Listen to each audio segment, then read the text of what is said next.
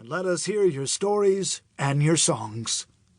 Maurice J. Forrester, Jr., Du Bois Town, Pennsylvania, February 1983. Introduction. Trail called Appalachian. The Appalachian Trail in 1948 had reached a critical point in its history. Maintenance had lapsed in many areas during World War II, with many active workers serving in the armed services. Storm damage, logging operations, and natural growth had erased or cluttered much of the trailway. Marking often was faded or gone. The famous footpath seemed on the way to oblivion. Even the people who had done most to bring the trail to tentative completion a few years before the war were doubtful about its future. With this in mind, a meeting of the Appalachian Trail Conference was set for June of that year at Fontana Village in North Carolina to rally the member groups and individuals for an attempt at restoration.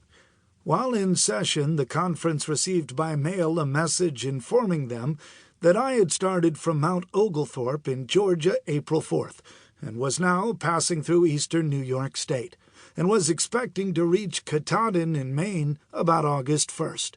The arrival actually was August 5th, a total of 4 months and 4 hours to cover the 2,050-mile trek.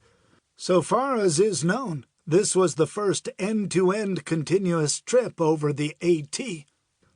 Publicity by way of an Associated Press story from Millinocket, Maine, written by Mrs. Dean Chase, appeared in many newspapers across the country, and even inspired a few editorials.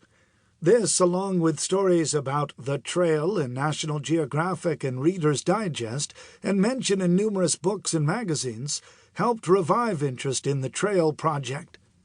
Conference officials were skeptical at first. An article had appeared in Appalachian Trailway News, written by editor Gene Stevenson and conference chairman Myron Avery while I was en route, explaining why such a trip was almost impossible. Gene was the first conference official to discuss the trip with me. The discussion was long, held at the dedication of a Potomac Appalachian Trail Club shelter cabin, and actually was a charming but thorough cross-examination. Gene, who had a doctorate in law, worked in the Bureau of Supplies and Accounts in the Navy Department. She had a personal library of thousands of books, was a top-ranking genealogist, a conversationalist on any subject, and one of the most dedicated people who ever worked on the trail project. She said that the first thing Myron Avery said after the newspaper story was, "I wonder if he did." After I submitted a day-by-day report, showed hundreds of color slides, and talked for hours about various parts of the AT, the trip was accepted as fact. Meanwhile, messages came to headquarters from many people who had seen me en route. Building the Appalachian Trail had begun 25 years before, after publication of an article in the Journal of the American Institute of Architects titled An Appalachian Trail, a Project in Regional Planning. The author was Benton McKay, a man of vision whose life was almost a century long. During those busy years, he had pioneered some of the basic concepts that have since become vital parts of our way of life. They include the interstate highway system, the Tennessee Valley Authority, regional planning of city parks, regional flood control, and rural electrification.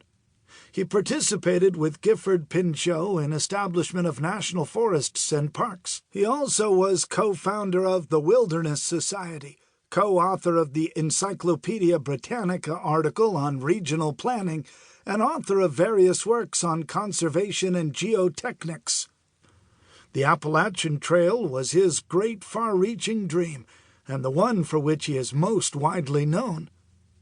Enthusiasm for the outdoors began for Benton McKay when he worked and played as a boy on the farm of Melvin Longley, a highly respected leader in the community of Shirley Center in Massachusetts, who later served in the legislature. Impressions of this formative period in his life and of Mr. Longley were recorded by Mr. McKay in an article in the Finchburg Sentinel entitled A Mountain and a Man. The mountain was Monadnock, a few miles from Shirley Center and across the state.